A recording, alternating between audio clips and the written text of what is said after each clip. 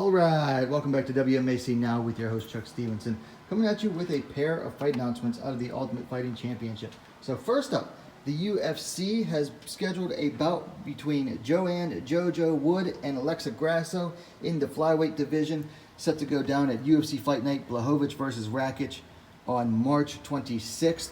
This is tentatively scheduled for Columbus, Ohio. This is an interesting matchup in the flyweight division, battle of top 10 flyweights. Also, it is basically a rescheduling of a fight that was supposed to go down back in November. Unfortunately, Alexa Grasso had to pull out of that due to, I believe, either injury or COVID. And then Joanne ended up facing Tecia Santos, taking a loss there. And then Alexa Grasso was supposed to face Viviane Araújo at UFC 270, and unfortunately, due to injury, Araújo has had to withdraw. So now this match is back on, and it makes an interesting battle of striking styles. Let's go ahead and take a look at the stats for this one. JoJo coming in at 15-7, Grasso coming in at 13-3.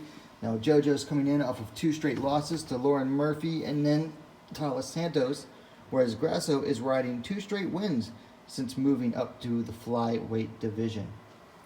JoJo is the elder fighter, 36 to 28 years for Grasso. Looks like JoJo's just slightly taller too, 5 feet 6 inches, 168 centimeters to 5 feet 5 inches, 165 centimeters for Grasso. Looks like it's just slightly reversed in the reach though. 66 inches, 168 centimeters for Grasso, 65.5 inches, 166 centimeters for JoJo. So this is an interesting clash of 2 very different styles of striking. JoJo comes in, she comes from the Muay Thai background, whereas Grasso is a very clean, traditional type of boxer. Coming from that Lobo gym, her uncle is a boxing trainer. Alexa primarily throws the hands. JoJo likes to mix up the strikes a lot more, throw in some elbows, throw some kicks in, throw some knees. She likes to mix up her strikes more. So this is going to be a very interesting clash of 2 different styles of striking. Neither fighter really looks to take the fight to the ground too much. If they're usually with Joanne, she'll take it to the ground if she starts getting lit up.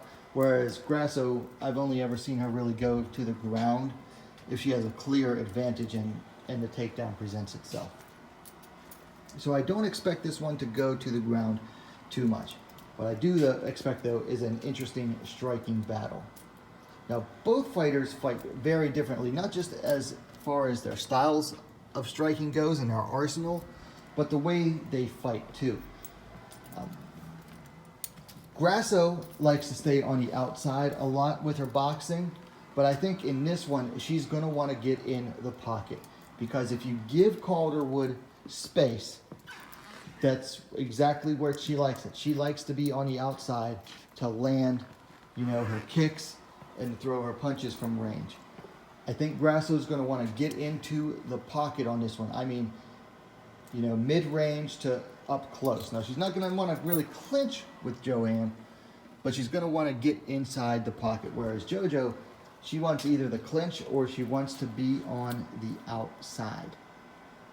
So that should make for an interesting one. Also, Grasso is going to want to stay on JoJo, not give her time and space.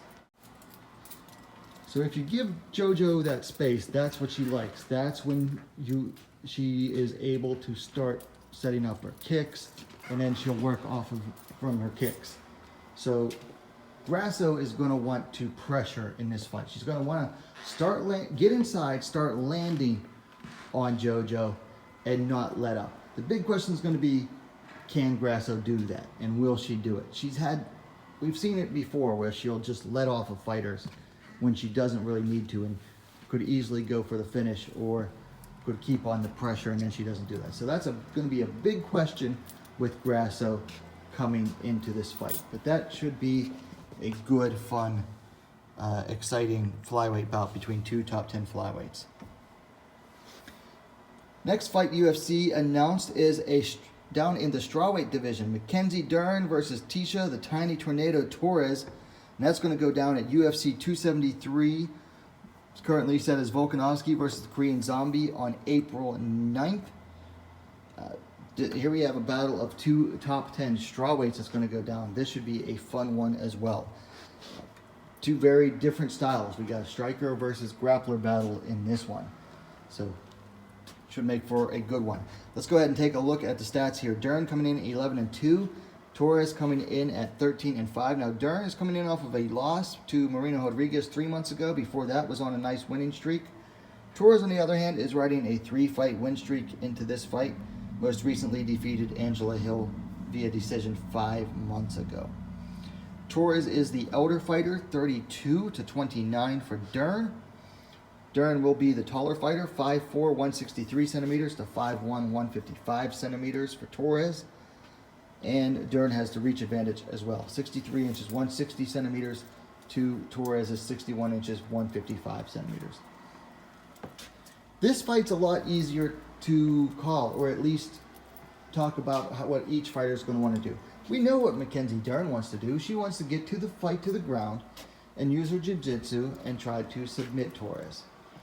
That's obvious. And how she's going to do it to close, well, she has to get close on Torres. And we've seen her striking. She rushes forward. She throws big overhands, looking to land bombs, basically using her punches to pressure her opponent to the cage and back them up in a straight line to go for her takedowns, usually against the cage. She uses her striking basically to get her opponent working off the back foot, get them off balance, making it easier for her to get her opponents to the ground and then work her magic from there. Torres, though, also works best when she's fighting on the front foot, but she's very different in her striking. Torres is the striker, comes from, like a karate, kickboxing style background.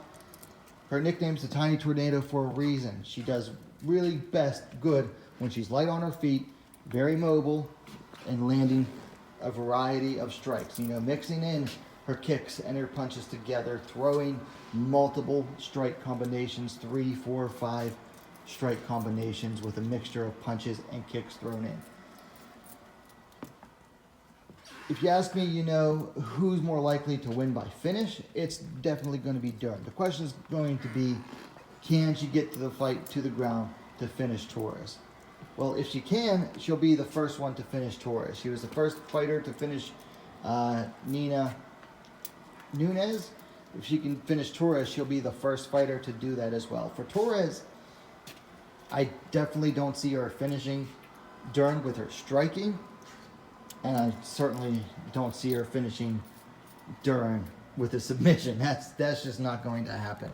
So for Torres, her likely avenue is going to be a decision. She's going to have to stay bouncy and light on her feet, not stay in one place for too long, and just pick Dern apart and then move, land some more strikes, and then move, and not move in a straight line forward and backward. She's going to need to circle a lot in this one. It's going to be a lot for Torres to maintain against, Dern, who basically fights like a Hulk. But we've seen Torres do similar things against similar styles before. Should make for an interesting one. It's big. It's a chance for Torres to break into the top 5. She's always been, within the top 10, but always outside of the top 5 of this division. With a win over Dern, this will be her chance to break in. For Dern, it's a chance to get back into the win column against one of this division's, top 10 mainstays. And a win over Torres shows that, yeah, she is still ready for title contention. Because Torres, she's only lost to, current or former champs or possible contenders. I mean, the only person that she's lost to that hasn't held a belt is Marina Rodriguez, and we know she's in title contention right now. So those are my thoughts on these two bouts. You got Wood versus Grasso at flyweight, and then Dern versus Torres at strawweight. Both very good fights, both very different stylistically, and of course you got different weight classes as well. I'm looking forward to both of these. I think they'll both be very exciting. Anyway, let me know your thoughts on these fights in the comments down below.